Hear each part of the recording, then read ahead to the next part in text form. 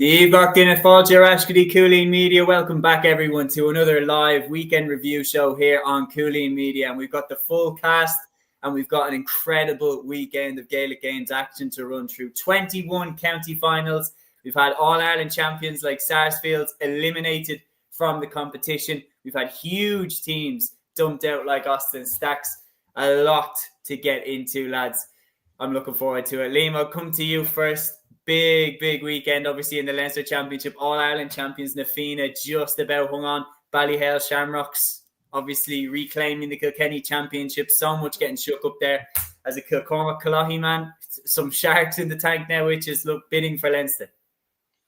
Yeah, absolutely. I reckoned before that the game happened that Ballyhale would get the job done, and with about 10-15 minutes ago, I was looking at my father saying, well, I guess we're marking TJ Reid and Owen Cody in a couple of weeks' time. But an absolutely crazy weekend of Gaelic Games. And if you're someone like me who watches all types of different sports, trying to keep up with Arsenal in the Premier League and trying to keep up with your grandmother watching snooker during the day as well and everything like that, it's a bit of a nightmare. But listen, wouldn't want it any other way. And a lot of crazy games over the weekend. Looking forward to delving into them. Absolutely. Aaron, big weekend. Obviously, we had the Dublin Hurling final. Na Fianna shading it against Lucan Sarsfields, and the comments are flooding in already from Pádraig Lennon, from A2, from Jordan Cairns. Guys, they're setting the tone. We have a healthy number watching. If you have any opinions on any games that took place over the weekend or any personal highlights, get involved in the discussion. Let us know what your highlights from the weekend were. Pádraig Lennon here saying Pearse's and Bridget's some game. Have that feeling Pearse has left it behind them, but I think we'll beat Bridget's next Saturday. Pearse's, Bridget's, definitely the best two teams in Connacht. We're getting bantered already, lads. A2 says masterclass predictions as usual, lads. Fuck off. The club championship the hardest championship to predict I have ever seen in my life. But to be fair, I 100% agree with you here on this one, A2. He says also Lucan were robbed. Yeah. I was there. That was not a penalty. But it was given. And look, that's the rub of the green that you need as champions. And Aaron, like in a game like that where you could tell it was going to come down to the wire, sometimes you need that rub of the green. And like, let's be honest, how many dynasties, how many champions have there been that haven't got the odd decision here or there that they can count themselves lucky to get? Na Fianna can count themselves lucky that they got that penalty.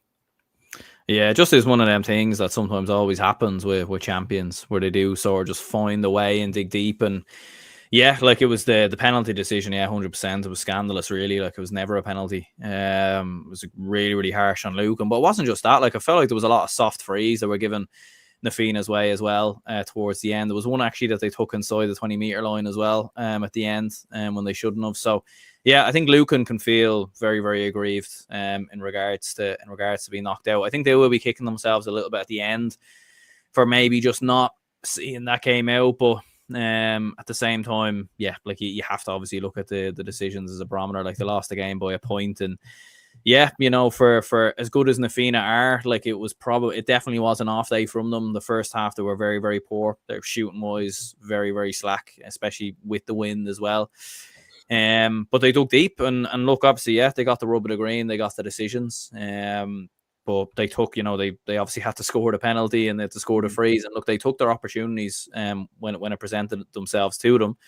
You know, we saw them against Cúilín a few weeks previously, having to go to extra time and sort of nearly dig that one out as well. So, yeah, the sign of champions. But I think there will be the likes of, you know, the Wexford champions and everything else. Say Martins, like teams will be looking at them and thinking, you know, we do have a chance against them. We do have a chance. They're not completely unbeatable, as maybe what some people, maybe what we would have thought a couple of weeks ago, you know? Yeah, no, there's no question about it. Lucan definitely had them on the ropes at certain stages. Jordan Cairns here, back again. Good to have you back on, Jordan. Says hello, Jordan Cairns here from Castlebar. Stunning comeback from Ballina Stephenites against Westport. Absolutely, we will get on to that in just a moment. Pádraig Lennon has a direct question here for you, Matthew. He says, Matthew, just a quick one, no slagging or anything. Cork to bottle another final next week against the Rovers? Uncareless. Look, Cork City is a fan base that actually many people might not know this, but they actually don't welcome the whole of Cork County. So to be honest with you, I'm from West Cork. I couldn't care less, to be honest with you. Look, I'd love Cork City to win the FAI Cup, but if those fans don't allow the whole county in and support their team, you know, to hell with them. But anyway, look, anyway, onto the GA. Look, it was a good weekend. Obviously, I was at the Cork Premier Senior Football Championship final today, the Bars and Nemo. Let's talk about that, not the FAI Cup final. Obviously, brilliant win for the Bars. They got the hoodoo over them. Obviously, beating Nemo today, Brian Hayes was absolutely exceptional. Stephen Sherlock was as well as captain for Bars, and it was just a brilliant win for the Bars today, and a lot of trophy droughts or trophy list teams obviously won county championships this weekend. The likes of Lochmacrory, the likes of Madden, even here in Cork, there was a club that ended a 99 county championship year wait. So a lot of wait being over 80 years for Dingle and Kerry as well. So it's absolutely brilliant. And as you mentioned there, Seamus, like the club championship, it is unpredictable as always. And looking forward to getting into it. Yeah, absolutely. A2, it was only banter. It is the notoriously difficult competition to predict. And look, lads, who would have thought that most of the picks wouldn't even get out of the counties? They've been taken out by some big dogs as well. Yeah. And those are the games. I think one of the things that we would say is that for a lot of the favourites, I think, and correct me if you think I'm wrong, but I think in some of the really, really difficult counties to get out of, notoriously, Dublin, Tyrone, Cork, Kerry, there definitely is, I feel, a sense that if you're going to catch them, you catch them early. I feel like with Roscommon, for example, Pearse's best chance of getting caught up until they play maybe Moycullen is if they get caught by Bridget's, or if they get caught by someone in Roscommon.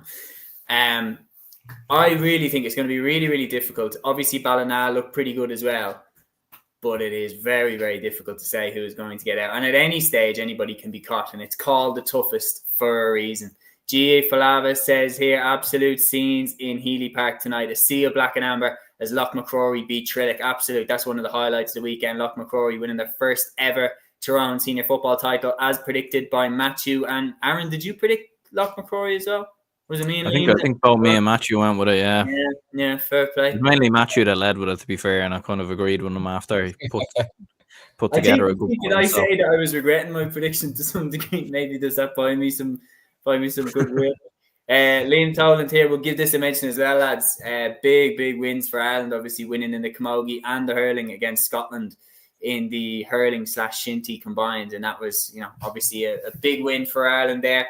Interestingly enough, Darren McCarthy went off injured. Hopefully it's nothing too serious. Obviously, that hopefully it doesn't impact on his preparations going forward for college and county in 2026. Gavin says extremely tight game between Bridges and Pearse is being replayed next week. GA Flav says 3 of the 5 Donaghy brothers from Lochmacrory had a ball against Trillick. And I certainly did. And let's jump right into the games, lads. We're going to go in chronological order. We're going to go through Saturday's games, and then we're going to go in to Sunday's games as well. And Matthew, once again, fair play to you, getting the list all together. We're going to start off right at the beginning on Saturday's list. The Galway Senior Football Championship final.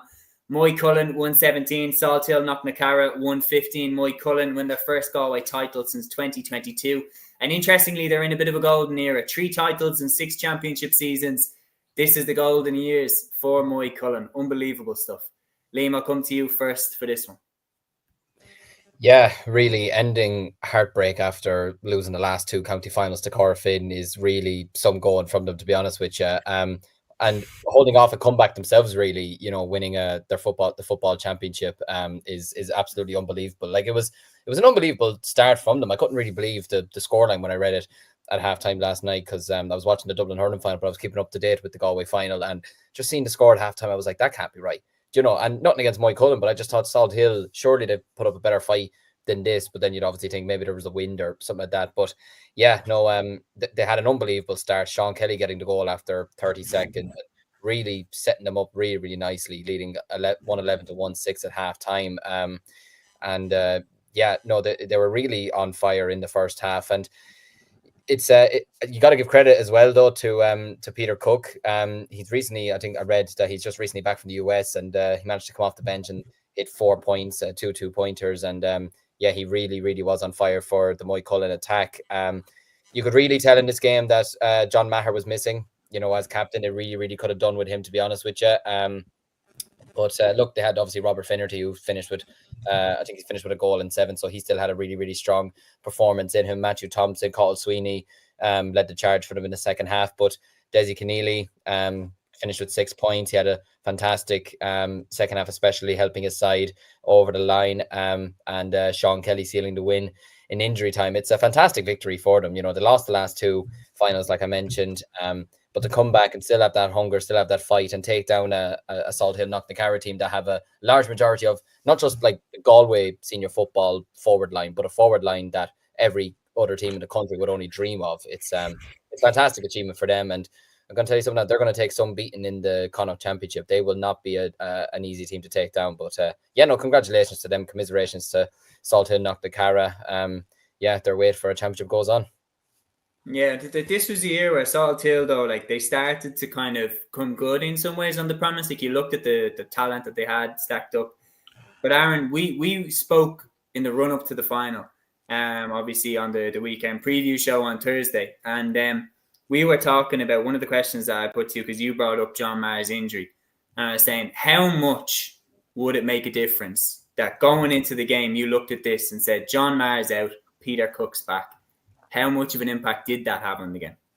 I think it made a huge impact, yeah, because I think like with John Maher, like he is one of the more experienced players. Like they have a lot of younger lads, don't they? Likes of Tom O'Callaghan and Matthew Thompson, like Daniel O'Flaherty. Like they are all young players. Do you know that way? So you probably do need a bit more experienced heads, especially in moments as well. Like especially as we were saying, like Moycullen kind of burst into a lead, really, like 111 to 1-6, and especially in tough conditions as well. Like it's such a hard lead to kind of get back going into the second half. So I think, John Maher was a huge miss. I've seen as well, they had one of their other kind of key players, not a county player, but who got stretchered off. So that was obviously a big miss as well, from a Salt Hill perspective. Moycullen, fantastic. As we were saying with Peter Cook, slotted back in, hadn't played any football for Moycullen in the championship, I think, before the semi-final when he came off the bench.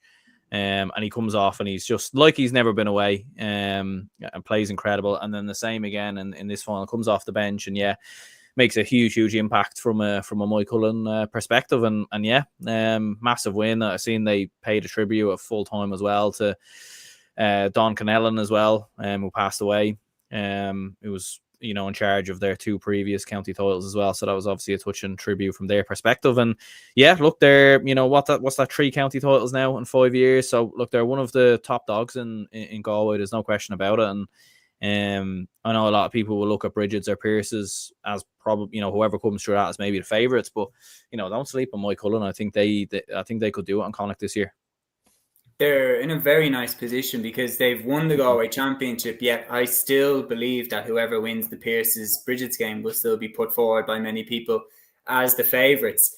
Matthew, going forward, how far do you see Moycullen going?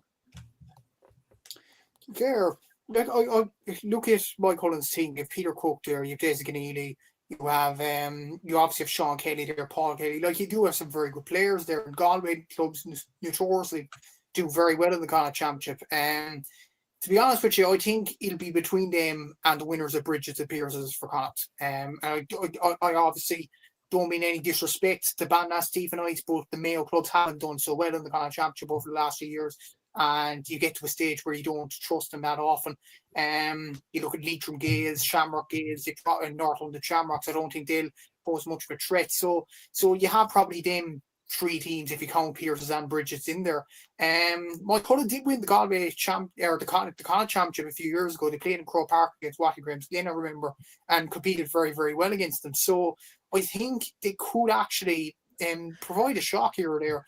I haven't had time to look at the draw there, but if Moycullen and Bridget's Pierce are on separate side of the draw, I would expect them to reach the final against each other. But if they're on the same side of the draw, that could be a tasty semi-final there as well. So I think it'll be one of them 3 sides to win it. If Moycullen do win the Connacht Championship, they'll face the Ulster champions in the semi-finals, which You could face a Kilcoo there, maybe even a Loch McCrory from Tyrone, possibly even a Madden or somebody like that, Naomh Connell. So that would still be a tough game. But judging by Mike Cullen's experience in the All-Ireland over the last few years, I think they still would have a great chance of going after even an All-Ireland title. And you look at the sides that have dropped like flies, like Trillick are gone, Kilmacud Crokes, Coola, Dr. Crokes, Coolera Strandhill, all of these clubs, then all of them are gone now. And Mike Cullen, over the last couple of years, would have reached All-Ireland semi-finals, and they're still in it. Like off the top of my head, like Kieran's O'Reilly's are gone as well.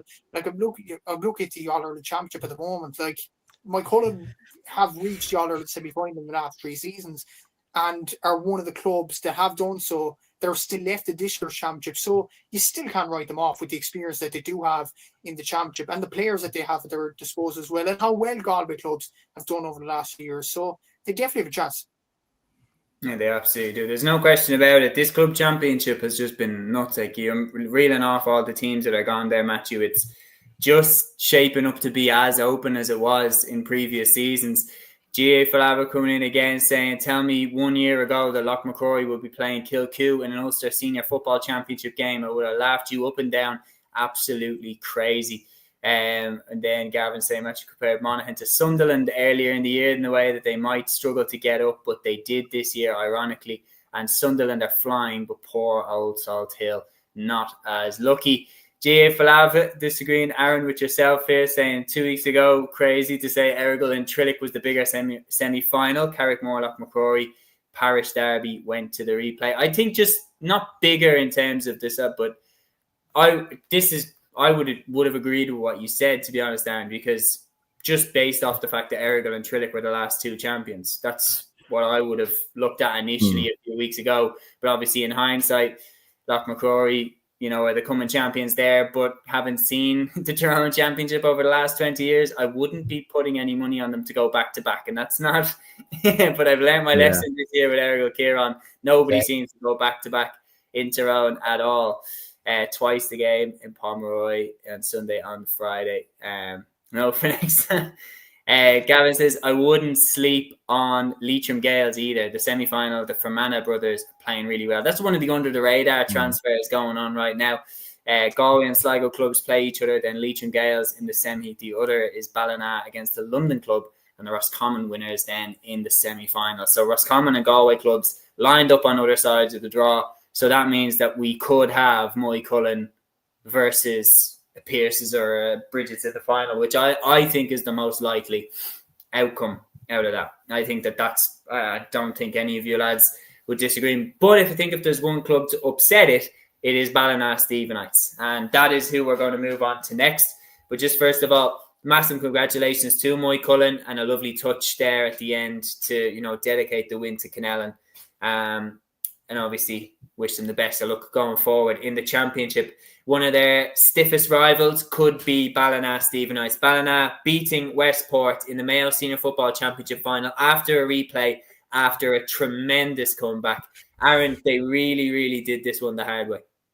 Yeah, it was incredible, really. To be 10 points down with 10 minutes to go, you could never have imagined that Ballina would come back in the way that they did to score 2-6 and, completely flip the game around. But it probably is maybe a reflection of where Gaelic football is at right now, especially with these new rules. A game can switch so quickly with 2-pointers. It can change the momentum so quickly. And it's very much what happened. Evan Regan, I think, got one of the goals. He kicked a couple of 2-pointers as well. And they just turned the tide completely, Ballina Stephenites. And Westport went from absolutely cruising, really, and playing the game of their lives to completely falling apart. Obviously I haven't seen the game, I didn't get to see it, so I'll be very curious to see where it went wrong, and I would be curious to know. I know Jordan, who often comments, is a big Mayo supporter, so I don't know if he was watching the game or anything like that. Maybe he could let us know kind of where it went wrong for Westport, because to be 10 points up with 10 minutes to go,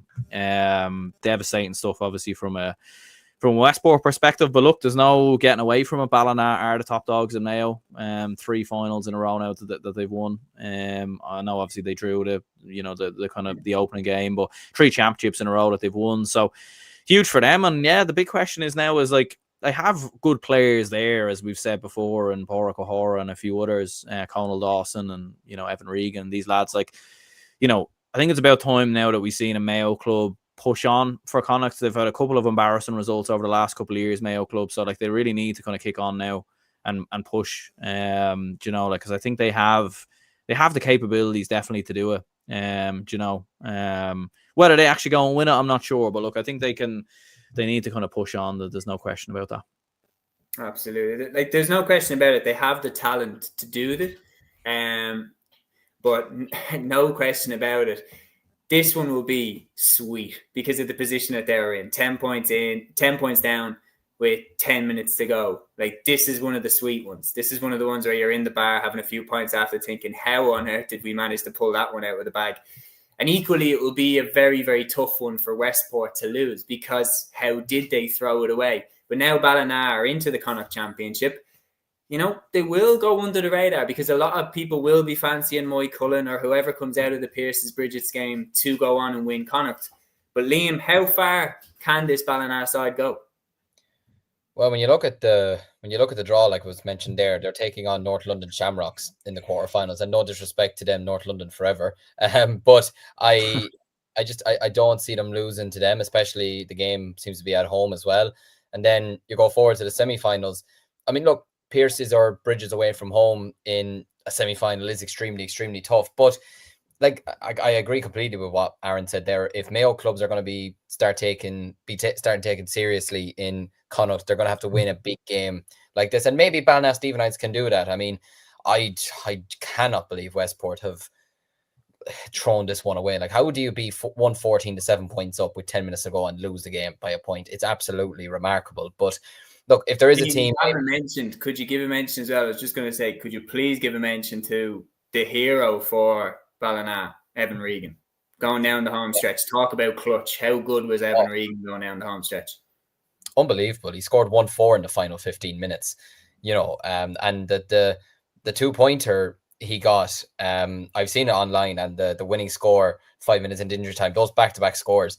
I mean, like you mentioned, talk about clutch, especially the one off the left. That was the 2-pointer. That is, like, I don't know how he does that. And the weather didn't look great yesterday either. To be doing that at this time of the year with a real rock hard, solid ball is absolutely unbelievable. But no, it's an incredible way to draw the game back level. It's an incredible way to win the game in the end. He scored 1-8 overall in the end. And yeah, really, if there ever was a player that deserved to go up the steps and bring that cup home, it was absolutely him. He was unbelievable in that final 15 minutes and just over the course of the game as well. But look, they're going to have to start taking the Connacht Championship a bit more seriously. You know, it's no different to any other clubs, county champions in the country. You get a certain amount of ones that, look, fair enough, you win your county title and that's the be all. In a way, that is the be all and end all. At the end of the day, you want to win your county title, but there's a bit of pride in going into your provincial championship, and there's a bit of pride in representing your county. And for me, I think if they want to be starting taken seriously a lot more, look, take care of North London Shamrocks, realistically take care of them, and then go forward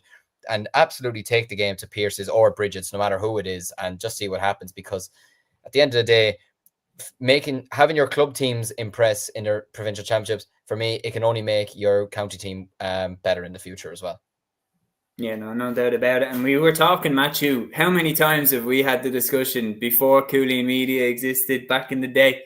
But how many times did we have the conversation about Mayo? And one of the main things that was holding them back was their lack of a left-footed kicker coming in off the arc, the way that Clifford is for Mayo, for Kerry. What an alternate timeline that would be. But the way that, you know, they didn't have the same left-footed kickers that other counties have. Evan Regan's form, could he be the answer? Absolutely. The thing is about Evan Regan, I remember in a league game in the past, actually, I think it might have been against Dublin, he got a horrendous injury, and that knocked him back for 6 in intercounty level, literally. He didn't play intercounty much for Mayo after that. He still continued very well for Ballina Stephenites in the club championship. He's been their main player, he's been their captain, their leader, their inspiration. Obviously, as Ian mentioned, their clutch player. So I can't see any reason why he won't get called back into the Mayo panel. I still think he's pretty young as well. I don't think he's even 30 yet. I might be wrong on that now, but I think he's still pretty young, maybe. So yeah, he'd be he'd be a decent kind of option for Mayo. And as you mentioned there, like not just the left-footed kicker kind of thing, but the two-pointed effort kind of thing as well. What was Mayo crying out for in the final group game against Donegal? In that game, blown in Dotterhoy Park, two-pointed kickers. They kicked a few in the Connacht final, but I think even looking at averages in terms of two-pointed scores per county, Mayo had by far the lowest out of any county. I think themselves and Dublin had the lowest, and those are the two counties that definitely need two-pointed kickers. And it's so frustrating from a Mayo point of view. You have the county champions there at Ballinasloe, Stephen. It's not just the county champions this year, but have won it over the last few years. I think it's 3 in a row now, maybe even 4. And you have a guy that has done it year in, year out, and he still hasn't been picked for Mayo. I know he had his injury setbacks, but surely now he's over that now. You would imagine his fitness will start to build up as time has gone on as well, as he's become more of a main player for Ballinasloe Steve Knights as well. You would imagine he has to get back in the Mayo panel. If he doesn't get back in the Mayo panel next year, if lads like Evan Regan, Frank Urban, these guys are not given chances next season, you'd have to question where are Mayo going, honestly. I know there's a new management in next year with Andy Moore, but what Andy needs to do next year, say to Evan Regan, right, you're going to start first 2 rounds of the league. You're going to start. And let's see where it goes in the first few rounds. Okay, the league might be all and end all for Andy Moore's mind in terms of staying up at Division 1. But when you look at it, actually, Mayo went down in 2020 and then beat Dublin in 2021 and got a few good years after that under James Horan, got a few good results as well. So maybe going down wouldn't be such a bad thing for Mayo. I'm not saying it go down on purpose, but I'm saying try out a few lads in the league, see what they're made of.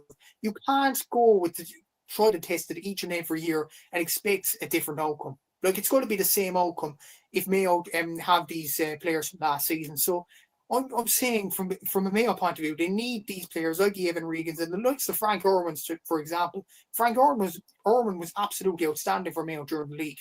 And then, for some reason, he doesn't start the championship. So something needs to be done with Mayo. Okay, keep Ryan O'Donoghue in the team. He scores the vast majority of the scores. But you need Regan, you need Frank Irwin, you need these type of players to step it on now for Mayo, to improve them as a county as well. Because if they don't bring them on, you have the likes of Galway there, maybe even Roscommon with new management next season. They could bypass Mayo very, very quickly in Connacht. So I think it's a make or break kind of league campaign for Andy Moore, not in terms of results, but in terms of blooding new players. And blood the likes of Evan Regan for a start. I definitely think with Andy Moore, like, that's a project out of Mayo, and there's no question about it that in the last 2 years they've still had the good performance in them, the odd one where they get a surprise victory or a surprise draw, but I haven't thought of them as being front runners for the All Ireland potentially as I have in previous years. Like, up until 2022, I would have always gone in saying, I think the Mayo are right there, but in the last 2 years, I haven't thought that, that they've been in the front running conversation the way that they would have thought before that. So sometimes I agree with you, Matthew. Sometimes you need to take a step backwards to take 2 steps forward. And Mayo need to maybe risk that they're going to lose a few games in order to then put together a winning formula. And the players that they have coming through, the likes of Kobe McDonald and stuff, like, they need to get those lads into the team and build for the future. And with a coach like Andy Moore, who I think will be around for a while, they have a lot that they can go with there. So we have a few comments in here very relevant to the Mayo Championship. GF Lava says Ballina to win Connacht, Ballyboden to win Leinster, Dingle to win Munster and Kilcoo to win Ulster. Jordan, who was at the Mayo final, says Lee Keegan a big loss. Porrigo Hora was targeted. I was at the game. Westport lost. Owen McLaughlin was a very big turning point. And am I not mistaken, lads? I've seen Fionn McDonough's name down with Mike Cullen. Is that the Fionn McDonough that plays for Mayo? Or it played for Mayo? Because maybe a different one. Okay. Yeah, that could have been a huge, huge loss as well. Gavin says here, the Sligo final didn't really seem as exciting as Mayo or Roscommon, only 2 points each in it at half time. I think Andy will experiment more than McStay did, and Mayo have better underage than Galway at under 18 and 20, so there's no reason why players shouldn't be tried out. Well, we are going to move on. Massive congratulations to Ballinado. They've quietly put together 3 in a row there in Mayo, and now it's about catapulting that onto further success. And Evan Regan, for sure, if I was looking at the Mayo Club Championship, I think their forward line, their full forward line anyway, going into the league has to be Regan, Irwin, Ryan O'Donoghue. That's my full forward line. I love James Carr, but I'd maybe be putting him in the half forward line. And then Kobe McDonald will be getting him in as quick as possible. Switching then from football to hurling. Go for it. Just the thing, Seamus, on Kobe McDonald, would it be much more beneficial to have him at underage? He's still only 18 or 19 years of age. You don't want to rush him in too quickly. He's an excellent player, but like you don't want to. I know David Clifford's an exception, but many other players, you keep him at underage. True. I think, the examples that I'm thinking about of getting him in is, or you'll lose him, like Dublin, Kieran Archer was shooting the lights out at the under-20s level, and then we kind of left him and didn't take him for a couple more years, and then it's just gone off the grid. I mean, we haven't really got him back since. It's interesting you mentioned as well, Matthew, about the 2-pointers. This is a complete side point, by the way, but when you mentioned about us not kicking the 2-pointers, lads, imagine the 2-pointers that Dublin from 2015 to 2019 would have been kicking with the likes of Paul Flynn, Dermot Connolly, Paul Mannion, Dean Rock. Like, it would have been art in front of our eyes. Dean Rock is still kicking 2-pointers. He kicked 2 for Ballymun to knock out my club, Whitehall, and the guy was like, get this lad back on the freeze, will you? He's absolutely unbelievable. But yeah, very good point. I think there's an argument to say that he should stick playing the under-20, but I definitely think at the very least get him in training with the seniors, get him in experience and what it's like, get him in, which I'm sure that they will do. But with AFL kind of sniffing around, you want to make Kobe feel like you've got a place in the Mayo senior team so that he has to at least take that into consideration, because I think a lot of players go because they don't feel like maybe they have enough keeping them here. But because again, if they were to lose Kobe after losing Oisin Mullen, and the impact that he would have had in Pierce Hanley as well, even to go more retro, like Mayo have a history now of losing top class players to Australia, so they will want to keep Kobe McDonald as much as best they can. Jordan says Mayo will win Sam Maguire under Andy Moran in a second or third year, win Connacht and then push for Sam Maguire. A lot of young lads to be brought in and players for 2026 being brought back. Gavin says, Kobe didn't play under 20 this year for Mayo, so I'd say he will play for the under 20s next year. I mean, he'll be a player to keep an eye on in that championship, no doubt about it. Switching then from football to hurling briefly, and this is sticking with the Saturday. Nafina 120, Lucan Sarsfield's 22 points. Nafina make it 3 in a row in Dublin, edging out Lucan in an absolute battle at Parnell Park. Aaron, they were pushed all the way for this one. Yeah, absolutely. You feel so sorry for Lucan Sarsfields in more ways than one. Like they got absolutely everything perfect. They brought so much scoring power from the likes of Paul and Chris Crummy. John Bellew was outstanding as well. They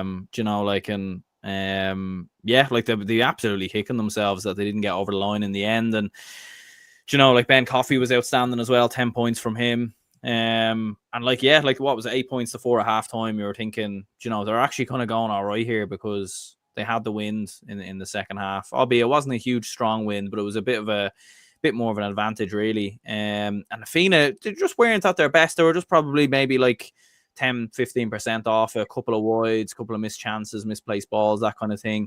And Lucan just grew and grew into the game. And I think the longer the game went on, the more that they felt that, they had the opportunity and they had the chance to, go and cause the shock. And they were getting so many scores across the board from the likes of Colin Walsh, Cathal Kennedy, Donald Flannery, all getting on the score sheet as well. But Nafina found the way, and the penalty, I know we're obviously going to go into it in more detail. As I said at the start, I think it was very, very harsh on Lucan, in fairness. It was very, very harsh, and there was obviously the free at the end that looked like it was inside the 20-meter line, and they found the way. They probably got a few, a bit of the rub of the green. A few decisions went their way. Look, I did see some people online say, it was rigged and all this crack, and and big club Nafina against Lucan, who've never won it, and everything else. I don't think they're a big club too. Lucan are a big club too. Lucan are a big club too as well. It is, you know what I mean? Like they've got this isn't like plucky Lucan going up against the giants of Navina. Like Navina are a big club, but Lucan are too. At the game, I have to say, like I was there standing right on the sideline, and my first reaction was that it wasn't a penalty. That was my first reaction in the moment. Now, again, I've looked at the replays. I think it's very harsh, but I think when you're champions, sometimes you need to get that rub of the green. And sometimes you get those 50-50 decisions where I'm not stunned it was given, but if I'm to tick a box and say whether I think if it was a penalty or not a penalty, I'd probably say slightly wasn't a penalty. I think he got the ball, but he definitely went in hard on Donald Burke, and that's why it was given as a penalty. The penalty decision is going to be the most controversial decision from this game, but it really felt, being there at the game, it felt like Nafina just had that bit of championship experience that by hook or by crook, they were going to win this final. If they had to crawl over the line, they were going to do it. The penalty decision was controversial, but the bottom line is they found a way to win. And once they went on that last attack, which led to Sean Curry's point, I just had no doubt that they were going to get a shot away. And if it fell to the right person, they were going to get it. And they've so much talent in that forward line that in that last play, Lucan had so many players that they had to watch, so many players that they had to close down. Don't let it get to Donald Burke, Colin Curry. And then it found its way to Sean Curry and he whacked it up and over the bar. No question about it. Their championship mettle shone through in this one. They're 3-in-a-row champions for a reason. You'd be a brave man to bet against them trying to repeat the success that they had last year. Liam, as someone who is a Kilcormac man who may or may not face Nafina now in Leinster Championship should everything fall in that way, what did you make of them and their chances going forward? I think like every other team, they're definitely beatable. There's no question about that.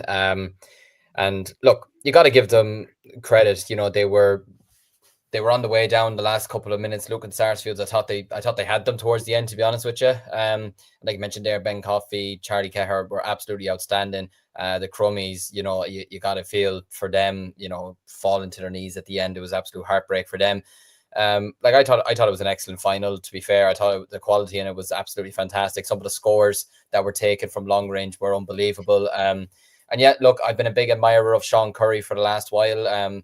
You know, kind of ever since I saw him in the flesh last year against us in the Leinster final, I've been very, very impressed with him ever since. And I thought he had an unbelievable season with Dublin. And look, if it's going to fall to any man, even more so for me than Donald Burke or Colin Curry or even AJ Murphy, who I rate highly as well, it fell to Sean Curry, who was the right man in the right place at the right time, especially with the way he strikes the ball, where he just like strikes it all the way up high into the air. You know, it absolutely suited him down to the ground. But yeah, look, without trying to sound sarcastic or anything, how was that a penalty? Like, there's just no way that was a penalty for me. It was, he won the ball. It was it Ronan Smith that was judged to have fouled him? Yeah, I think it was. Yeah, yeah. Like, I'm sorry, he won the ball fair and square. Like there was a foul outside the 21, which for me was even harsh itself. But then he won the ball. I don't see how that is a penalty. And look, like you said, it's the rub of the green that you do need in these types of games. And look, the referee, look, I know he's trying his best and he's not going to get every single decision right in a game, but I felt he was a small bit harsh on Lucan Sarsfields at times. I felt Nafina got a few decisions that were a bit, they weren't the best decisions in my opinion, especially that one. I think that one's it will be a controversial one. For me, he wins the ball cleanly. I don't think it's a penalty at all. And ultimately now, Lucan Sarsfields will be looking back in this now, thinking that it's cost him a first title, unfortunately. But yeah, look, credit to Nafina, 3 in a row. It's an unbelievable achievement. And in terms of going forward in Leinster, look, they'll have it tough. They'll absolutely have it tough. They have to go down to St. Martin's, who we'll mention later on. They have to go down to St. Martin's in Wexford, which will not be easy. And then you're facing the winners, potentially, if you get over that, of Mount Leinster Rangers or Naas, which again will not be a simple task. And then you're potentially looking at either at Ballyhale Shamrocks or a Kilcormac Cloughie or one of the Laois or Westmeath champions in a Leinster final. So they'll have it tough again to defend it, but are they capable of it? Absolutely. Oh, for sure. Like, but the Leinster Championship, just when you're reeling it off there, it's going to be something else, man. And Ballyhale Shamrocks, unfortunately for Nafina, unfortunately for everybody else in the Leinster Championship, Ballyhale are wide awake. Like the way that they put O'Loughlin Gales away in the Kilkenny final, they are wide awake. And Aaron, I'd say you feel pretty confident about that Ballyhale All-Ireland prediction right in this moment. We are going to speed up a little bit because I'm seeing it as 40 minutes on the clock, and we have a lot to get through, boys. So I'm going to start dishing out responsibilities to lead the discussion for county finals. And then if anyone wants to add to that discussion, we will obviously, take every final as it comes. But for games that aren't the finals, we will just be moving swiftly and giving them a shout out, though, no doubt, to try and get the episode done inside the hour and a half. So next one up, Fermanagh Senior Football Championship final replay. Obviously a replay was required here, but Gales Beliek have made it back-to-back titles in Fermanagh, beating Derry Harps by a goal and 12 to a goal and 9. Matthew, I'll come to you for this one. It required a replay, but Gales have quietly now put 2 titles back-to-back in Fermanagh. Yeah, brilliant win for Gales Beliek, considering I thought in the original game they kind of lost their chance, being open man for most of the game and not putting Derry Harps away. But they did in this game, and they were 194 points up. Ulton Kellam was brilliant. He got a 2-pointer right at the stroke at half time to put them in a commanding position. And it seemed like they had the win to score below on that there. They were 194 points up. Derry made a good comeback in the second half, to be fair, led by the likes of Gary McKenna, Lee Jones getting a goal as well to make it interesting. Rory Smith getting a brilliant 2-pointer as well. But then Gales got the second win. They got over the line after that, and it was a brilliant win in fairness. And they got over the line. Aegon Kelm getting the late point to seal the game. Ulton Kelm got 1-3 in this game, and she was absolutely brilliant for Gales Beliek, and he will definitely be a main man in their quarter-final against Kings Court Stars in the Ulster Championship. But then you'd imagine if they beat Kings Court Stars, they'll face Kilcoo or Loch Macquarie in the Ulster semi-final. So you'd imagine that will bring into their championship there. But against Kings Court, I know Kings Court have the likes of Jordan Morris, the beat star and all that, but they wouldn't go into that game fearing them at all. And the Cavan champions haven't done so well in the Ulster Championship over the last few years. So beating a side like Derry Harps, I think Gales will definitely fancy their chance. So congratulations to all involved there. Yeah, and there's no doubt, I'd say Declan Bonner was on the blower to Ulton Kelm as soon as that game was over. Get yourself down to training with Fermanagh again, because his return could be absolutely vital. Looking then at the rest of the games, but the last final that took place on the Saturday in football was the Laois Senior Football Championship final replay. Liam, I'll come to you for this one. Port Arlington won 7, Courtwood 7 points. A real battle of a game, but Port Arlington, from what I'm gathering, because I haven't got the chance to watch it yet, but reading reports and stuff like that, the sense is again, similar to Nafina, Luke, and Port Arlington's just their championship mettle experience of getting over the line in Laois finals came to the fore. Yeah, I think first of all, it definitely wasn't as good of a game as last week's one, the game 2 weeks ago. It was very much winter football. Not a lot of big scoring or anything like that. And you got to feel for Courtwood, because after 5 minutes they were 4 points to no score up, and they scored more in the first 5 minutes than they did in the remainder of the game, which is absolutely mental, to be honest with you. But yeah, look, you got to give it to Port Arlington. It was only 4 at half time. It was a very, very hard watch, I'm not going to lie to you. But then look, they got the goal. They got the goal in the second half through a Colin Murphy penalty. And look, at this time of the year in football, well, just at the time of the year in general, a goal is absolutely crucial to your side. And look, Courtwood, unfortunately for them, they just couldn't crawl it back enough in time. And yeah, Port Arlington, they managed to get over the line. They're champions once again, and fair play to them, really. Pat Rowe knows how to get his side over the line. They haven't been spectacular in this championship season, but they're champions, so they won't give one solitary crap about it, to be honest with you. And they'll have O'Loughlin's to take on next week in the Carlow Championship, and I believe that game's on TV as well, so it'll be something to look forward to. It's a quick turnaround, and it's a bit unfortunate that it is like that for them. But look, they're a team that will absolutely be fancying their chances in the Leinster Championship. There's no question about it. They definitely let it slip from their grasp a small bit last year, so they definitely have a bit of revenge on their mind for this year. But a tough away trip for them to start off. But yeah, congratulations to them, commiserations to Courtwood. But I've no doubt they'll be back again next year. They're a very, very solid, proud little club in Laois. Absolutely. Well, they will be back. Port Arlington, though, march on the rest of the games that took place on Saturday, running through the results and giving a shout out to all involved. Limerick Senior Football Championship quarter-final saw Father Casey's beat St. Kieran's 14 points to 11. Limerick's relegation semi-final saw Kildemo beat Napeershig 3-16 to 112, and Ula beat Ballylanders by 2-8 to 110. The Meath Senior Hurling Championship final replay saw Ratoath run away with a 2-22 to Kiltales 4-10. In the Leinster Intermediate Hurling Championship Preliminary Quarter-Final, Nave Breege of Carlow beat Delvin of Westmeath 112-11. Ulster Junior Hurling Championship Preliminary Quarter-Final saw Trua Gales of Monaghan beat Omagh St. Enda's of Tyrone 211 points. The Munster Senior LGFA semi-final saw Comer Rangers of Waterford beat Kilmihil of Clare 215-2-2. Aaron, your prediction going very strong there. The Intermediate LGFA semi-final in Munster saw Clune Mackin of Kerry beat Liz Canner of Clare by 112-16. Leinster's Intermediate LGFA semi-final saw Ballymena of Kildare beat Killow of Longford by a point, 9 points to 1-5. St. Feckin's of Louth beat Screen of Meath 11 points to 7.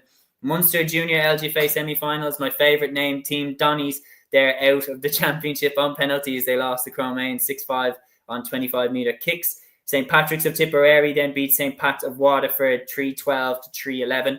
The Leinster Junior LGFA semi-final saw St. Columkills of Meath beat Killeshin of Laois by 5-11 to 7 points. The Leinster Junior LGFA quarter-final saw Muckalee of Kilkenny beat St. Moctas of Louth 111 to 10 points. Connacht's Junior LGFA semi-final saw Northern Harps of Roscommon beat Swinford of Mayo by 4-14 to 5-10, and an absolute cracker there by the looks of things, absolute goal fest.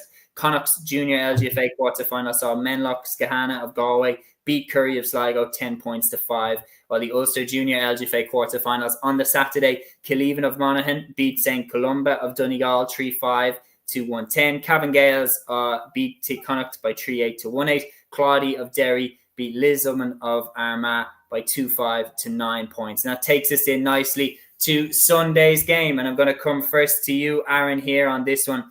The Kerry Senior Football Championship Final. History was made in the Kerry County Championship. Dingle end a 77-year wait to claim this championship. Paul Gainey absolutely leading from the front. Unbelievable with 2-2, but an incredible day for Dingle. Yeah, absolutely. An extraordinary day, really. And considering as well, like it was looking, you know, when you were watching the first half, you were thinking Austin Stacks, like what a team, you know, with some of the players that they have, like Armin Heinrich scored an unbelievable 2-pointer. Joe O'Connor got one as well. Ben Murphy looked outstanding. And you were thinking, like, you were watching Austin Stacks and you were nearly thinking, like, this is a team, if they come through this, could genuinely be all-Ireland contenders. You know, and look, and I think the same obviously does apply to Dingle as well. You know, like, I don't think you can kind of take that away from them. And yeah, it felt like Stacks for the majority had the game kind of under control. They obviously get themselves a huge kind of penalty from Keane Purcell, and that kind of put Stacks kind of on their way a little bit, but no, fair play to Dingle, an incredible kind of turnaround. Paul Gainey, I've mentioned on previous shows, I think he's one of the most underrated Kerry footballers of all time in terms of when you think of the Kerry legends and the Kerry greats, and I know David Clifford will be, you know, he's in the mix, he's there already, but if you look at former players, you know, you have your Kieran Donaghys and, you know, your Maurice Brosnans and Paul Galvins and all these kind of legends of Kerry football, Colm Cooper and everything else. And Paul Gainey probably doesn't get put in that kind of bracket, you know, to a certain extent.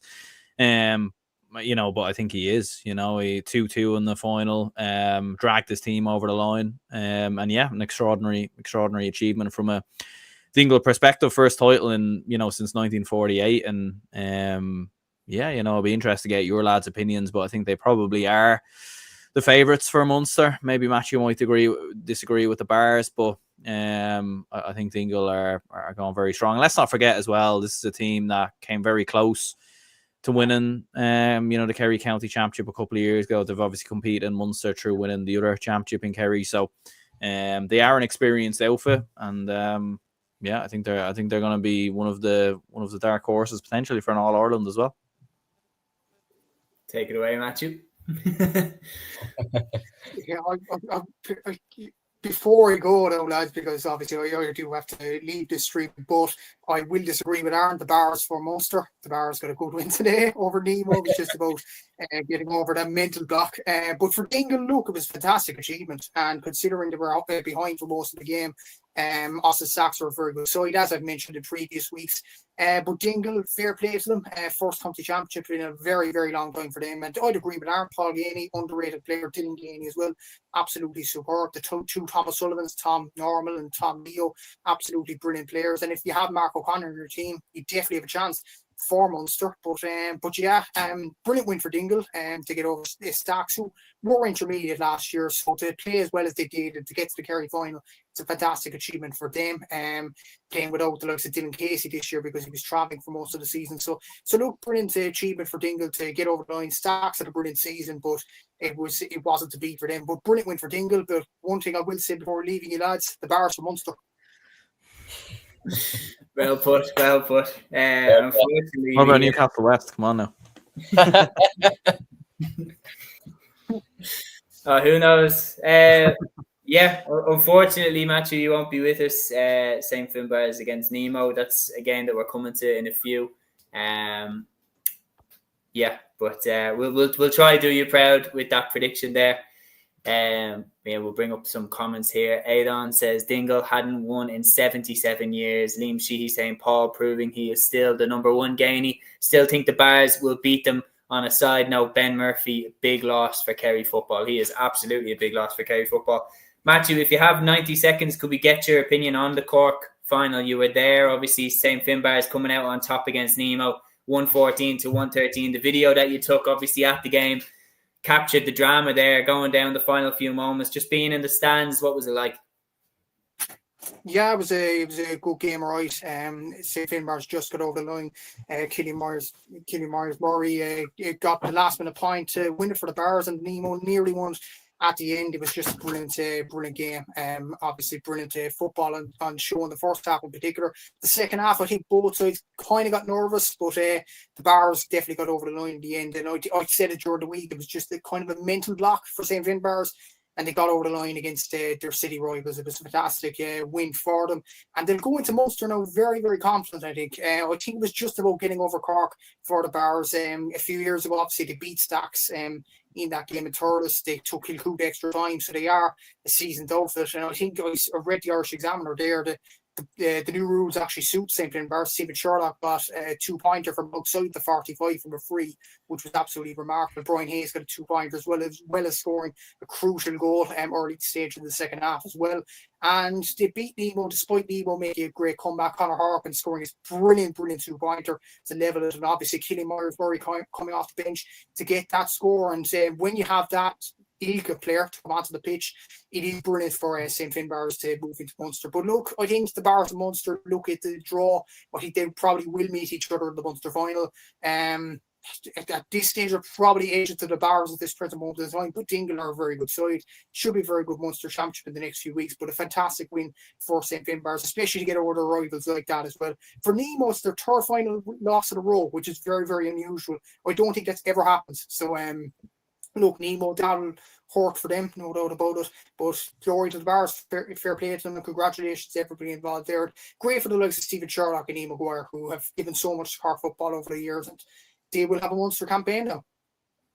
Absolutely. So well put, Matthew, and thank you for jumping on for the 53 minutes with us, even though you were pressed for time. Enjoy your evening, man. We'll crack on with the pod. So the next game we're going to jump onto here, our good pal Peter here in the comments. He's jumped into the live comments here. Peter says, hey lads, Lucan were robbed. Dick Turpin strikes again. At least he wore a mask though, Peter. Was at the Kilkenny final. O'Loughlin's fell badly away in the second half.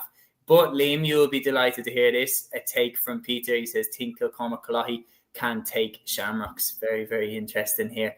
Nice. So he's taking us on nicely to the Kilkenny Senior Hurling Championship final. Ballyhale Shamrocks 118, O'Loughlin Gales 12 points. Ballyhale send out a real statement to everybody in the country, beating O'Loughlin Gales the way that they did, beating the team that they had fallen to in previous years, beating them as comfortably as they did. I mean, you'd be a brave man to go against Ballyhale Shamrocks now, because they're like that type of team that the further they go along, and now that they're at this stage, it's like they're a shark. And once they smell blood, once they smell a potential All-Ireland Club Championship, you'd be a brave man to go against them. But was it just that O'Loughlin Gales were no match for them? All I'm saying is bring it on. Don't care. Bring it on, because I would love nothing more than to knock them out after them beating us in 2014. But look, that's a story for another day. But no, look, watching this game closely, because we were going to have to play the winners of this in a couple of weeks' time. I said it I was watching our seniors training on Friday night, and I said it to people around me. I said Ballyhale will win this game. I just have a sneaky feeling they will. And my God, they were. First half, it was very, very even, 8 points each. If anything, I thought maybe O'Loughlin's maybe were slightly better in the first half. They had a bit of a better opening to the game. But once Ballyhale Shamrocks got a hold of them, my God, they never let go. They were absolutely unbelievable in that second half. Like Ballyhale had a lot of poor shooting in the first half. I think they had 8 wides in the opening 20-25 minutes, which is insane considering the forward line that they have. Like Owen Cody was really struggling for shooting in the first half. But once they came out in the second half, the goal, I mean, look, it was a real scrappy goal that Owen Cody got because it was just really bad defending, which you wouldn't associate with O'Loughlin Gales considering the backs that they have, which, to be fair to them, Mikey Butler got one fantastic point in the first half. Jordan Malloy got the opening score of the game, and he's a player that I rate very, very highly. Obviously, you have Paddy Deegan and Hugh Lawler in there as well. But yeah, look, when Owen Cody got that goal, Ballyhale started to really, really kick on from there. And I mean, I'm not being funny. When you're giving TJ Reid and Richie Reid all the time in the world to shoot and all the space in the world to take shots from like 60 yards out, you're just asking for trouble. You're actually being asked to be bet.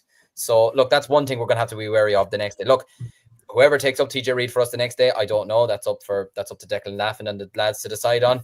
But if there's one thing we cannot do, you cannot let any one of those players, your TJ Reid, your Richie Reid, your Mullins, your own Codys, to have free shots, because they will punish you 9 times out of 10. And yeah, look, they were 114 to 9 points up, and then there was a late red card for Conor Kelly. Maybe Ballyhale probably a bit fortunate not to get a red card themselves. There was a few scraps here and there. There was one hit on Paddy Deegan, which he had to be held back by one of his selectors to stop going after your man that hit him. But yeah, look, really, but in their forward line, it's where kind of O'Loughlin's have maybe struggled over the past couple of years. They don't have bad forwards, but they don't have enough, maybe as much quality as Ballyhale does. Like, I mean, you had Mark Bergen that, is generally a good forward, but he was kind of quiet enough today. Fiona Maxey started well, but then kind of petered out of the game a small bit. But yeah, Ballyhale reaffirmed themselves as the Kings of Kilkenny. It's their 21st title, and yeah, they're the Kings of Kilkenny again. And look, they are going to take some beating, and I'm under no illusions. We're in for an absolute battle against them in a couple of weeks' time. But it's one that I absolutely welcome. I want to play the best. If you want to beat the best, then you got to go and beat them. And it's going to be down in Kilkenny. It's not going to be simple. But as I said, and it couldn't come back to bite me in the arse, and I could look silly in a few weeks' time, and I could be made a meme or whatever. But as I say, when it comes to my club, I just say, bring it on. Yeah, well put. Peter here says TJ's 12th county medal. I mean, that is an absolutely unbelievable record. I'll just say as well, the media, you just know, over the next couple of weeks are just going to eat up the fact that it's TJ Reid against Adam Screeney. Oh, absolutely. But why wouldn't you? I mean, you're talking about a narrative. I mean, the old guard versus the new guard. Who doesn't like a matchup like that? Paddy Mullen was very, very lucky to stay on the field. Peter says here, O'Loughlin's half-forward line were very poor. I was shocked because of how good O'Loughlin Gales' defence usually is, how much space they were allowing the Ballyhale forward line. I was thinking, do you know what? Like, if Ballyhale get through this, it's going to be a battle. It's going to be a scrap. TJ is going to get every free that he gets. And I just didn't expect it to be as easy as it was. And Pádraig coming back in here with football, saying only team I fear from Pierce's perspective is if we win Connacht and if the Bars play us. Interesting. Pádraig saying the only team fears. So you don't fear a Kilcoo or Ballyhale? Very, very interesting. But anyway, jumping back into the games, Ballyhale, obviously Kilkenny champions again. Massive congratulations to them. And you'd be a brave man to go against them now that they're at this stage. The Tipperary Senior Hurling Championship Final. Aaron, I'll come to you next for this. Lockmore Castleiney 222, Nina Era Og 122. Lockmore again, out of this crop of players across football and hurling. The change that they're getting out of them is absolutely unbelievable. They delivered another county title, again with the same key players that seem to always be doing the business for them, the McGrath brothers, right at the fore. Unbelievable achievement by an unbelievable club. Yeah, it is. Like, it is some club, in fairness. Like, back-to-back titles in Tipperary for the first time. So, an extraordinary achievement, obviously, from their perspective. Yeah, like, the first half was very even, really. There wasn't much between both teams. It was kind of back and forth, really. Like, Nina got a couple of points from the likes of Jake Morris. Mikey Heffernan was very impressive. And, like, there was only, 1 or 2 points in at half time, but it was really at the start of the second half where Lockmore kind of took over. Like, John McGrath gets a goal.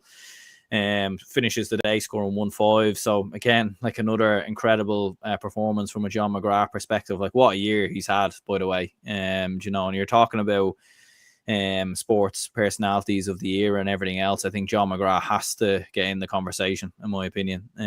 Like absolutely incredible stuff from him. Liam McGrath gets a goal as well, and just kind of knocked the stuffing out of Nina Erogue. I know they got one in between from Mikey Heffernan, but towards the end, really, it was comfortable enough. A couple of late points from the likes of Jake Morris and Mikey Heffernan, who was outstanding in his own right, like 1-7. But yeah, massive result from a Lockmore, Castellini perspective. Noel McGrath with 2 points as well. So incredible kind of stuff from them. Lee McGrath with 1-3. So many McGraths in Lockmore. They really do kind of rule the roost there, don't they? But Kieran McCormick played well as well. 3 points from him. And yeah, I think Nina Erogue probably did show. Like I think Lockmore just had a bit more kind of experience kind of going down the home stretch to kind of navigate that game. It felt like when the goals started going in from Lockmore, I think Nina Erogue just looked a little bit kind of stunned, and it took them a while kind of to kind of get back in their groove and everything else. But yeah, it'll be interesting. Like I agree with Peter's comment there as well. Like Lockmore could be dark horses. Because, like Lockmore play, I think Erogue from Clare, if they win that, they then get into the final. Look, Erogue have got some brilliant players as well. But I think for Lockmore, this will be the big one now, really. Like they've won a couple of Tipperary titles. I think they might have won Munster in the past, maybe 10, 15 years ago or something like that, if my memory serves me right. But this is the big one kind of now. Can they go and push for Munster? Can they get over the line in Munster? Obviously, there will be big teams there. Whoever they play in the final, whether it's Ballygunner or whether it's SARS and the Piershig, it's going to be tough. There's no question about that. But how can they kind of push on even that bit more now? Because I know that's what them players like John McGrath, Noel McGrath, that's what they'll want now. They'll be eyeing up that All-Ireland. So, but yeah, incredible result really, and yeah, just incredible club. But it's interesting enough, lads, it's the last one left, really, if you're talking from a hurling perspective. Like for the McGrath brothers, it's the jewel that's missing from the crown, is that going and winning and Munster, going and winning an All-Ireland Club Championship. They've won everything else. That's the last one, and there's no doubt about it. While the success continues for now, that window will close eventually. So they have to capitalise on the here and now, and there's no doubt about it going forward in the championship. They will be a difficult force to stop, no question about it. We will move to Roscommon, and I do apologise. We're going to do Roscommon and Tyrone back-to-back, and I apologise to GA Falab, I apologise to Gavin O'Reilly, keeping you waiting so long. We're going to move to these games now, and hopefully you're still with us, and hopefully you're still watching. But let's jump into the Roscommon Senior Football Championship final. And I'm going to go to Liam for this. Liam, you obviously picked Pádraig Pearses to win the Connacht Championship. Was your heart in your mouth looking at this one? St. Bridget's and Pearses going to the wire, and a replay will be needed to separate them. Well, shout out first of all to Kevin Egan on doing the commentary for Clubber. Absolutely unbelievable. Great pal of mine doing the commentary for them. And we have great banter with each other at all the Athlone Town women's games and all the Offaly games as well. So shout out to him, did a great job. But yeah, look, I was watching the first half, and then look, the Kilkenny final was on, the Offaly final was on, so I was only kind of half keeping up with it. But I'll be honest, when I saw St. Bridget's got the goal to make it 112 to 11 points, I thought, right, that's it. There's my prediction gone, and I'm going to look like a donkey once again. And Aaron's going to have one up on me here. But then I check at 60 minutes gone, and I just get this burst of excitement on the couch, seeing that Pádraig Pearses are gone in front, and I'm like, what is after happening? But of course, my day had to be ruined by Bridges coming up with a late equaliser to steal my thunder. But no, look, and it just shows how far, well, I wouldn't say how far out, but it just shows that these two sides are the best side in Roscommon, and there's no question about that. It was a great final, to be fair, 115 each at this time of the year as well, with the weather that was there today is absolutely unbelievable. But look, you got to give credit to both sides. Bridges were absolutely unbelievable in the first half. I kind of figured they had the wind in the first half with some of the scores that they were kicking from distance. You had Ben O'Carroll, who was on fire in the first half, Brian Stack, Eddie Nolan, Rory Fallon. They were really, really on fire for Bridges in the first half. They led 11-5.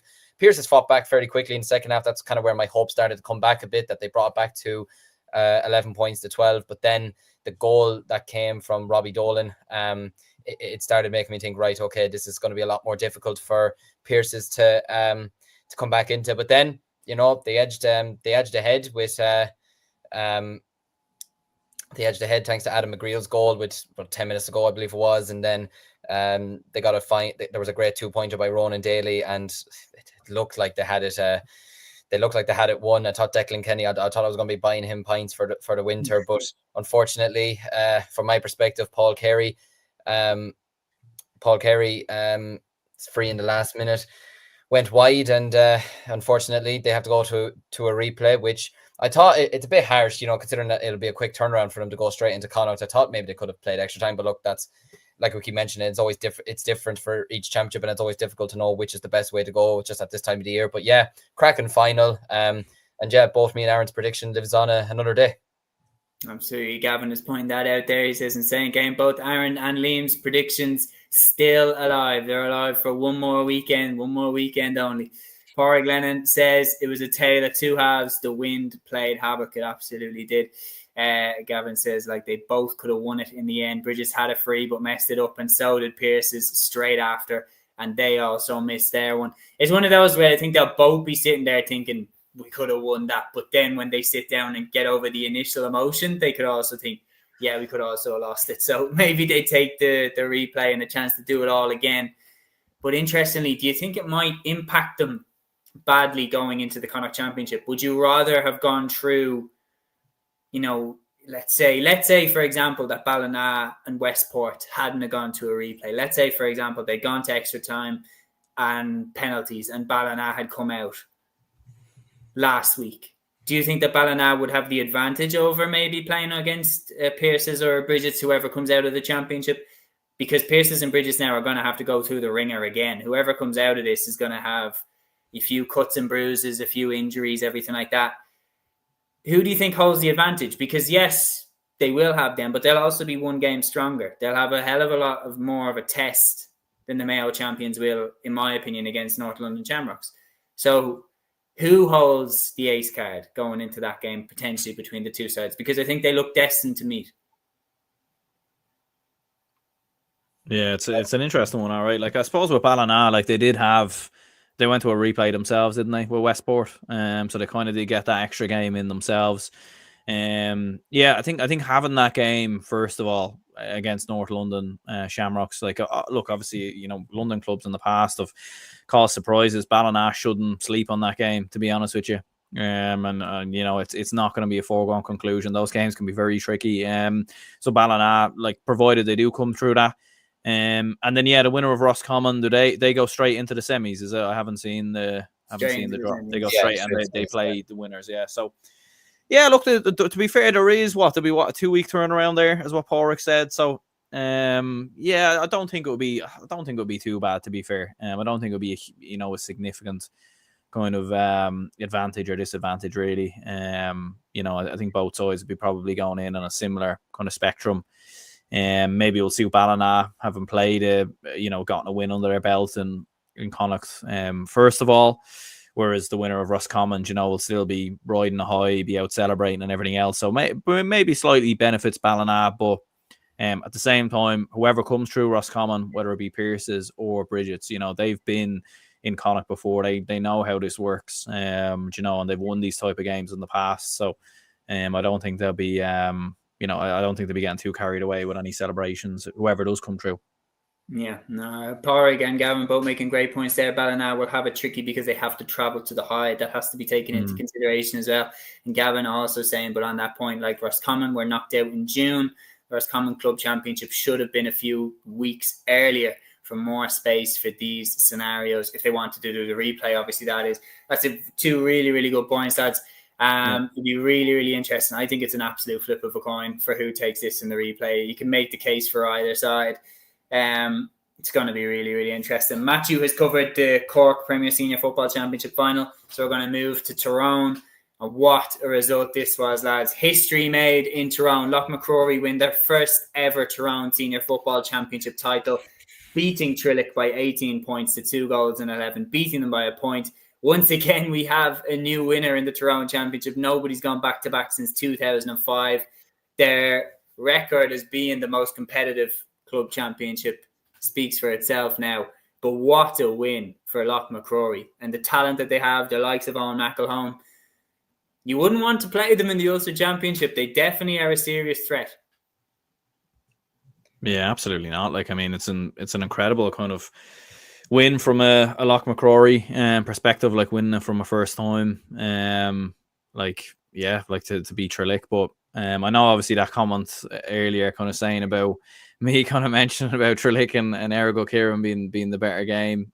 So I do apologise to any Loch McCrory faithfuls or anything like that. I was just looking at it more from a neutral perspective, as a non-Toronto man. But yeah, look, incredible result for Loch McCrory. Like 2 goals from Kieran Daly for Tralee. One in the first half, one at the start of the second half.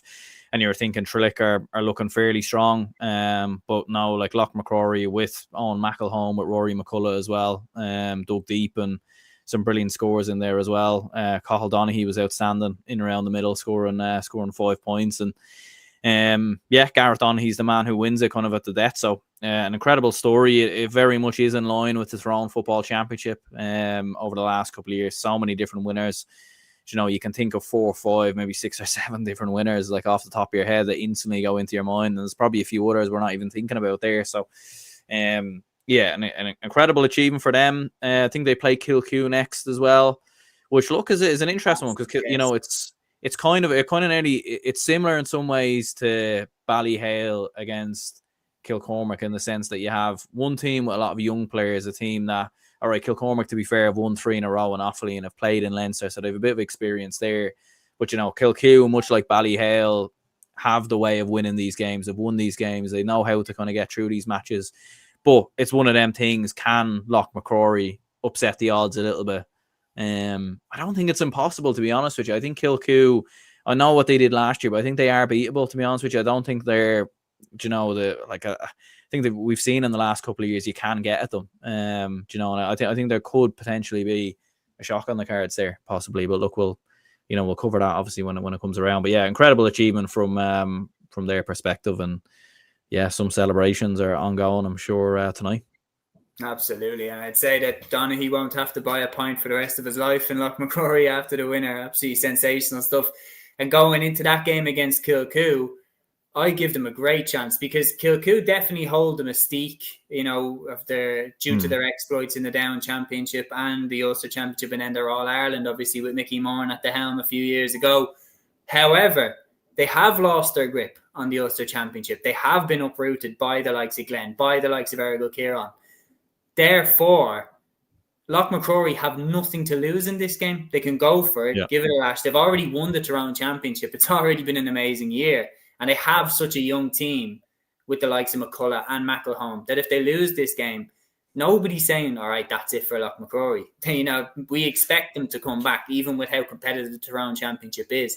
So they got nothing to lose. They go in, they give it everything they have. And I really think that they can turn Kilcoo over because we've seen Kilcoo be beat now in the Ulster Championship. They were a little bit ropey up until the Down final.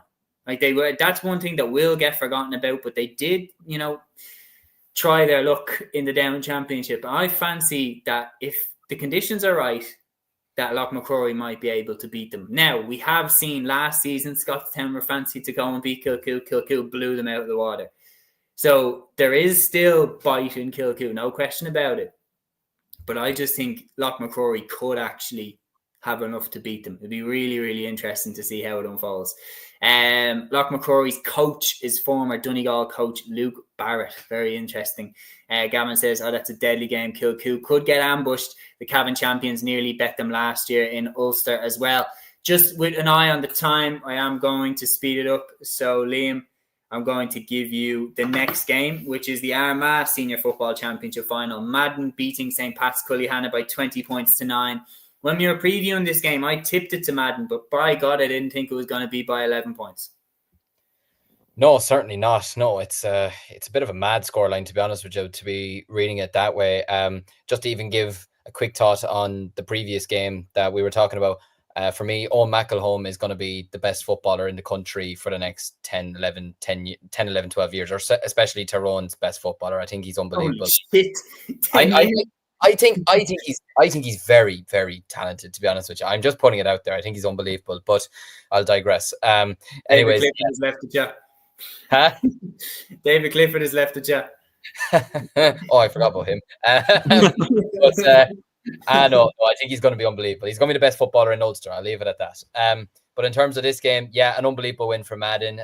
20 points to 9 is an annihilation in a football final. That is unbelievable. And yeah, look, despite Cúilíne's history of dramatic comebacks, there was no repeat of that this time. Madden's midfield, from what I've read, was very, very dominant. They were tactically disciplined, and they were very, very sharp shooting as well. Darren McMullen and Conor Grimley finished with 8 points. They were absolutely unbelievable. Cúilín, they started the second half kind of brightly enough, but Madden weathered the storm, and it was just an unbelievable performance from them overall. To win it in this fashion is absolutely fantastic. I'm delighted for them. It's nice to see a new team emerging out of Armagh. Look, we know the history of Crossmaglen Rangers and what they've done for Armagh football and just football in general over the last number of years. But it's nice to see a new team emerging out of them. And look, absolutely, you wouldn't be writing them off in terms of going after an Ulster title either. It's a very, very open Ulster championship, and any team that comes out of Armagh is going to be a tough side. So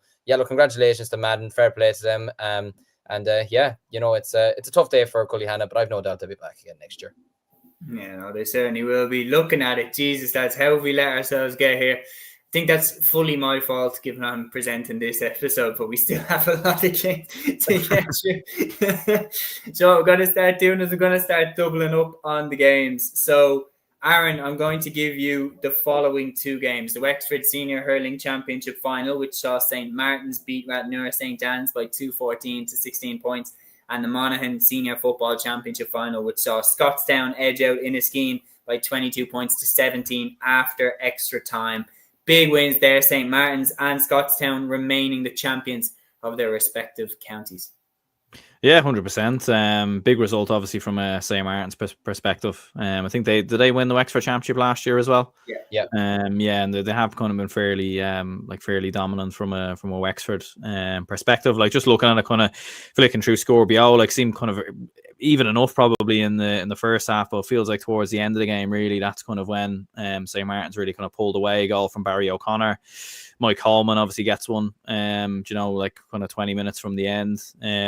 Big results from a St. Martin's perspective to get over the line and win that game. Jack O'Connor with 5 points as well. And I do agree with what Liam was saying as well. I think going up against Nafina at home as well, that's Nafina will be massive favourites for that game. There's no question about that.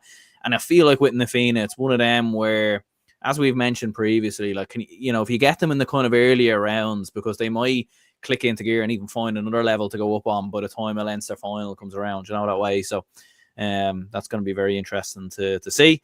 From a Scottstown perspective against Inniskeen, this was an interesting one. It finishes a 5-point win for Scottstown, but it actually went to extra time. So there was nearly an almighty shock here towards the end of the game. Scottstown with a couple of points towards the end, just about kind of dragging them to extra time with points from Conor McCarthy and Shane Carey. So kind of incredible stuff to see there. And in the end, Scottstown kind of pull away in extra time. Couple of big 2-pointers from the likes of Conor McCarthy as well. So almost a shock on the cards, but maybe a shock kind of avoided in this one. Jack McCarron with 4 points, Shane Carey with 4 as well, Tommy Mallon with 7, Rory Began himself scoring 2 points as well. So huge perspective, huge win from a Scottstown point of view. And they're another team as well that are in the conversation for Ulster. I know, as we said, what happened to them against Kilcoo last year, but they're going to be in the conversation this year. There's no question. Yeah, definitely. And the addition of Jack McCarron a couple of years ago gave them that outlet up front that they had been lacking for a few years. Peter coming in with a very, very interesting take here. I fancy Martins to take Nafina. Obviously, Nafina shaded a very close contest against Martins in Parnell Park last year. I wonder, are Martins lining that one up in their brain and keeping it fresh and saying that they need to settle the score? It'll be really, really interesting to see how it plays out.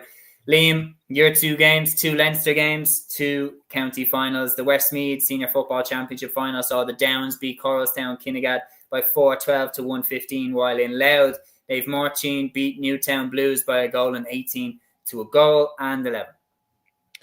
Yeah, the Downs came into this final as favourites, and it's understandable why. They've been absolutely unbelievable throughout the Westmeath Championship this season. I gave Coruscant Kinnegad a chance. I think they're a very, very good side. They're coached really, really well by Jack Cooney. And it would have been nice to have seen them ending their wait for a title. I think in 1996, the last time they won the title. And unfortunately for them, the wait is going on, which is unfortunate for them. But listen, they can still take pride out of the season. And they never gave up either. They were down kind of badly enough in the game. They were a goal and 8 to 2 points down at one stage, and they were 1-9 to 1-3 down at the break. And they really didn't see themselves coming back into it too much. But listen, great credit to them. They pulled it back. And, with a couple of minutes ago, it was 3-12 to 115, nothing in it at that stage. But then Jonathan Lynham, I should say. Jordan Lynham is one of my good friends in Tullamore. Jonathan Lynham, his late goal sealed the win for the Downs. And yeah, it's their first title since 2022. They got to the Leinster final 3 years ago. They have to face Tullamore now, who we'll get onto in a minute, in the Leinster quarter final in Mullingar, which would be a tasty enough encounter.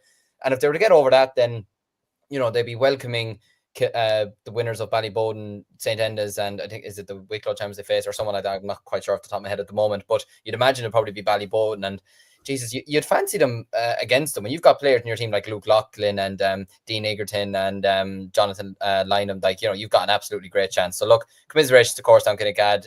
They're a good, really, really good team, but their wait goes on for the title once again. But for the Downs, it's an 11th Westmeath title, so congratulations to them. And in terms of Loud, yeah, Nave Martin beating Newtown Blues 118 to a goal and 11. Probably not as close maybe as you'd have hoped. It seems like, judging here by Scorpio as well, that kind of a few minutes into the second half, especially by the 45th minute of the game, that it was pretty much game settled from their perspective. I mean, when you have Sam Mulroy in your team who's finishing with a goal and 4 points, and Tom Gray finished with 4 points at full forward, you're going to go a long way. So yeah, big win for Nave Martins, big win for them. And again, look, we saw it last year, St. Mary's RD getting to the Leinster final from a Loud perspective, and obviously Loud won the Leinster Championship this year, so Loud football is in a really good place. And yeah, it's a very wide open Leinster football championship, much like the Hurling, in my opinion, I think, and an Ulster football championship. So I think we're in for a very, very interesting provincial championship in Leinster football. And I'm going to bat it back to you for one more, because I didn't scroll down that extra little centimetre, which is a clue that we're coming up on an hour and a half. But the Offaly Senior Football Championship final was right below those two. Tullamore, 19 points for Ban 112. Coming into the game, we knew it was going to be tight. Tullamore shaded a late comeback, and they snatched it away from Furban right at the death. Yeah, they really shouldn't have, to be honest with you. My heart goes out to Furban, really. They got a goal. Dara Flynn got a big goal with a couple of minutes to go, and I literally thought that was the end of Tullamore. I thought that was the title for Furban, their first title in 6 years. I thought they were going to do it, but then cometh the hour, cometh the man. Harry Plunkett coming up with a couple of 2-pointers in the last couple of minutes. I think, did he get 3 or he got 2 anyways? I can't remember if he got 3 or 2, but he got a couple of them towards the end. And despite Furban pressing to get a goal towards the end, David Nally was pushing, Cian Johnson was pushing, Oisin Kelly, just everyone was going for a goal to try and salvage a win or salvage a draw. And unfortunately for them, it just didn't come off. But look, you got to give great credit to Tullamore. They just know how to get over the line in these games. And yeah, it's their first time since 1926 that they've done 3 in a row in Offaly. It's an unbelievable achievement from them. And yeah, look, they'll have no fear going up against the Downs either. They got the hoodoo of not winning a Leinster Championship game since 1977 off their backs last year, and put up a great fight to Cúilín in the semi-final. And yeah, look, they'll go into the Downs game with absolutely no fear. When you have players like, the 2 Plunkets, Harry and Luke, when you have Killian Burke, you've Cormac Egan, you've Mike and Dan Fox in your team, John Furlong, all these types of players, then you'll be confident going into any sort of game. Niall Furlong, who had an outstanding game today in around the half-forward line midfield. So, yeah, look, congratulations to Tullamore. Commiserations to Furban. It's another tough defeat for them. How a lot of those players are still going at this time of the year with the hurling they've done with Belmont this year as well, I just don't know. They're a credit to their club and everybody. But, yeah, Tullamore to Downs in a quarter-final. Going to be an interesting watch. Absolutely. So, Aaron, your final 2 is the Sligo Senior Football Championship final replay. And interestingly enough, shockingly, all 4 semi-finalists now are gone from last year. Cúilín Strandhill beaten and fairly handy by the looks of things by Shamrock Gales, 2-11 to 8 points. Obviously, Gavin was talking earlier about how poor the first half was and how low scoring the first half was. But in the second half, Shamrock Gales pulled away for a 9-point win over Cúilín Strandhill. Really, really interesting to see there.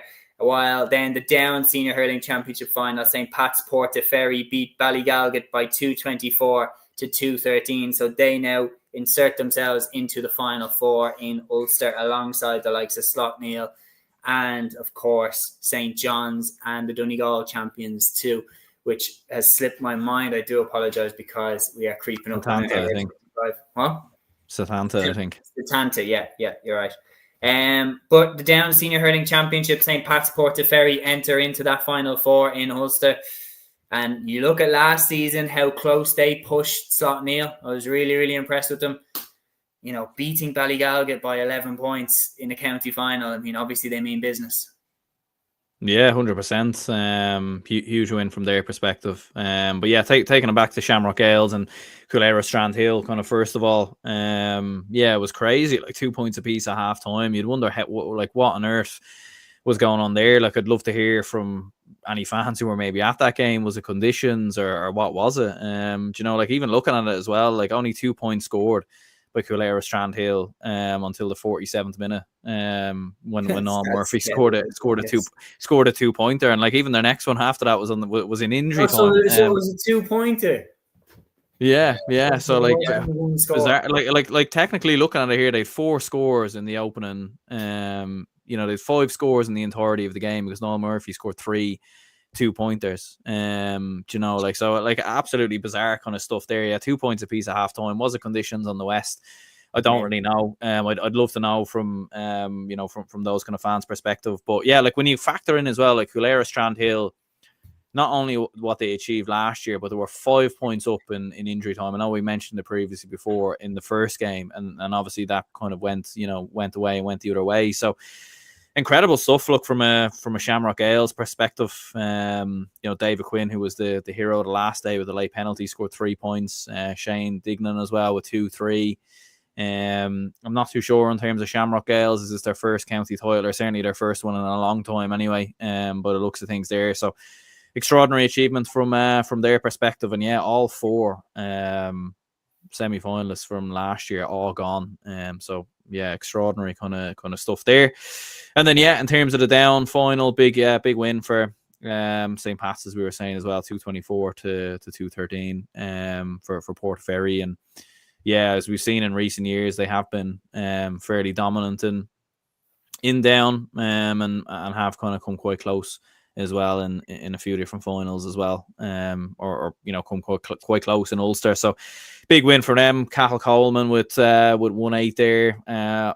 Owen Sands with a goal. Noel Fitzsimons with 6 points as well. And from looking at it there, looked fairly comfortable from what I can see from looking at a report here. So yeah, big win for them. Absolutely, and just keep harping back to that game against Slough-Neil, but that was a battle in that Ulster final, and you know, Portaferry would have been every bit worthy to go through to the All-Ireland semi-finals that day. So be really interesting to see if they can go one step further. Peter has departed the pod. He says, great review, lads. Thanks a million. Enjoy the rest of your bank holiday weekend. See you Thursday evening. We will be there, Peter, and we'll be buzzing to have you back with us again. The final county final then from the weekend has produced arguably the biggest shock, Liam. Unbelievable results here. Athenry beating Sarsfields. The All-Ireland Camogie champions are no more. They don't get out of Galway this time. What a win for Athenry. And another prediction gone. I'm getting sick of these predictions going. I'm not going to lie to you. But bankers just don't come true. Yeah, how many of you got left? I feel like you've had most predictions. I know. Not rub it in. But I feel like I'm at a poker table, and every time I have like an ace king, I fucking lose. And then anytime I have like a 7 and a 6, I win. It's like anytime I think we better just accept not 100% sure. We're probably all going to get it wrong. Yeah, because I was 100% sure about Errigal that they'd at least come through Ulster. And yeah, don't even get it. Once KK wins Leinster, I don't give a shite. But still, at the same time, like, do you know what it is? Joking aside, great credit to Athenry. It's their first title since 2009, and you can't be anything but happy for them to win this game by 3 points. Sabina Rabbit getting 6 points. There was also 2 goals by Emer Keane, and yeah, look, it's an unbelievable win for them to take down Sarsfields. They nearly did it last year. I think it was extra time that they lost to them last year in the semi-finals. So yeah, look, it's an unbelievable win for them. Congratulations to them. And yeah, you know, if you're taking down a team like Sarsfields, then you're really blowing the entire Camogie Championship wide open after that. Because we were there saying that we felt maybe the only team that could maybe catch them could be a Dixborough maybe, or there could be a few other teams as well. Vincent, I think you'd mentioned as well. But yeah, look, you've heard of Sarsfields as well, who won 11 points to no score remarkably against Clanmorris, and there was only 2 players that scored in that game as well, which is even more remarkable, just to give that a quick mention. But yeah, no, unbelievable win for Athenry. Congratulations to them. I'm sure there'll be some drinking done there this evening, and the field of Athenry will be sung majestically for the rest of the week. But yeah, look, it's a big shock in the Camogie Championship. It absolutely is. And the thing is as well, you know, what's the sweetest way to win a championship is to beat the best team. And there's no doubt about it. Sarsfields have been an ever-present at the All-Ireland stage for the Camogie Championship. Whenever they're not winning them, they're there. Right? They're always kind of sniffing around the All-Ireland. They've been ever-present. To beat them, there's no question about it. You're the best team in Galway now. And that the confidence that will give them going forward is unbelievable. They've shook up the Camogie Championship. It'll be really, really interesting to see how the rest of it plays out now. And that's the county finals covered. So just running through the rest of the results from Sunday. You can start to deflate, lads, because we're on the home stretch now. But looking at the rest of the games, the Waterford Senior Football Championship second semi-final of the weekend saw Rathgormack beat Abbeyside by 115 to 114. The second quarter-final of the weekend from Limerick saw Mungret St. Paul's beat Monaleen by 112 to 110. Ulster Junior preliminary quarter-final saw Munster Connacht of Cavan beat Ardglass of Down by 619 to 110 in a bit of a mad scoreline. The Munster Senior Camogie quarter-finals, Thurles Sarsfield sending out a bit of a statement here with their defence. 11 points to no score. They beat Clanmorris of Kerry. Newcastle West of Limerick then beat Ina Kilnamona of Clare by 110 to 9 points. The Leinster Senior LGFA quarter-final saw Dunshaughlin of Meath beat Ballynamere of Offaly by 5-12 to 210. Milltown of Westmeath beating St. Lawrence's of Kildare by 1-7 to 6. Tinnahealy of Wicklow beating Old Leckland of Carlow by 2-5 to 1-7, while Kilmacud Crokes put a bit of a beating on Portlaoise 3-15 to 5 points. Munster Senior LGFA semi-final, the second one of the weekend, saw Southern Gales of Kerry beating Brian Barrows of Tipperary by 2-10 to 3 points. The Munster Senior B LGFA semi-finals saw Glanmire of Cork beat Nagail of Kerry by 6-15 to 4 points. Kilmurray Ibricken of Clare beat Ballymacarbry of Waterford by 4-8 to 6 points. The Munster Intermediate LGFA semi-finals, Nave Aubin of Cork beat Moycarkey Boris of Tipperary by 2-15 to 2-9. Connacht Intermediate LGFA semi-final on the Sunday saw St. Barry's of Roscommon beat Coolair of Strandhill of Sligo by 1-9 to 6 points. In the Connacht Intermediate LGFA quarter-final saw Clare Morris of Mayo beat Drumkerrin of Leitrim by 3-18 to a goal and 3. Unbelievably, we have more in the comments. How on earth does Matthew do this, lads? The last one, Ulster Intermediate LGFA quarter-final saw St. Bridget O'Neill's of Monaghan beat Irehan of Tyrone by 5-10 to 1-9. Owen Rua of Derry beat Clonagile of Armagh by 1-6 to 8 points. Knockbride of Cavan beat Fanad of Donegal by 1-8 to 4. Lisnackey Emmets of Fermanagh beat Con McGee's of Armagh by 3-14 to 3-6. While one more Ulster Junior LGFA quarter-final saw Drumra Sarsfields beat Devonish St. Mary's by 1-9 to 2 points. Victory there for the Tyrone side. And that is it for another weekend review show. As Peter plugged earlier in the comments, we will be back on Thursday with another weekend preview show ahead of some more club championship action next weekend, which we cannot wait for. That episode will be live at 8 p.m. We hope to see you all there. Thank you so much to anybody who tuned in over the course of the episode. Thank you especially to anybody who dropped the comment and got involved in the discussion, helped to make it a really, really enjoyable episode. That's another one in the books. Enjoy the rest of your bank holiday weekend. And until Thursday's episode, Torah. Instinct.